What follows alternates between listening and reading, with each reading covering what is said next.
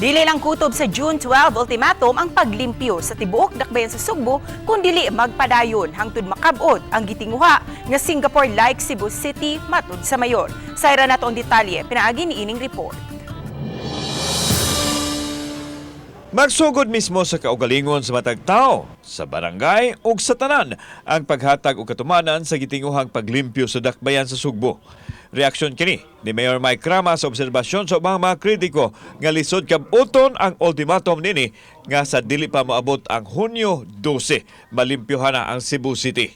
Lakip nini ang basura, mga street dwellers, vandalismo ug ang isyong naglambigit sa kaapsay ug kalinaw sa dakbayan. Gidasunan usab kini ni Colonel Erinio Dalugdog, ang direktor sa Cebu City Police Office. Na i-remind na itong tanan, John F. Kennedy, ask not what your country can do for you. Ask yourself what you can do for your city. Mayor, kini atong mga programa ninyo sa local government unit, ang Cebu City Police Office naningkamot pud na alalay makasuporta sa inyo 100%, labi na kini sa vandalism or kini graffiti. Gidugang sa mayor nga angayon usab tan-awon ang dakong kausaban sa dakbayan sama sa malampuson nga pagpanindot sa Freedom Park ug ang paghawan sa kanhi huot nga merkado sa karbon.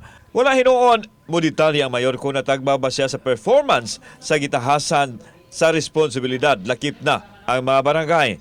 Apan ipahibaw niya kuno sa sunod buwan ang dugang mga lakang nga himuon sa hingpit nga paglimpyo sa syudad. Because sustainability and maintenance should not be coming from me alone. It has to be from household level. Samtang ipasalig sa Cebu City Police Office nga ipatuman nila ang mga lakang aron masigurong mapabilin ang kahapsay ug kalinaw sa dakbayan. Kini pinagi sa hugot nga pagpatuman sa sistema sa mga police stations, apil niini ang police visibility ug ang pagpatrolya sa kapulisan. Lakip sa gitutukan ang pagbadlong sa mga magpasagad lang og labay sa basura sa palibot, vandalismo ug ang mga tao nga nagpuyo sa sidewalk. Kauban si Clover Lumayag, ako si Alan Domingo. Balitang Bisdak.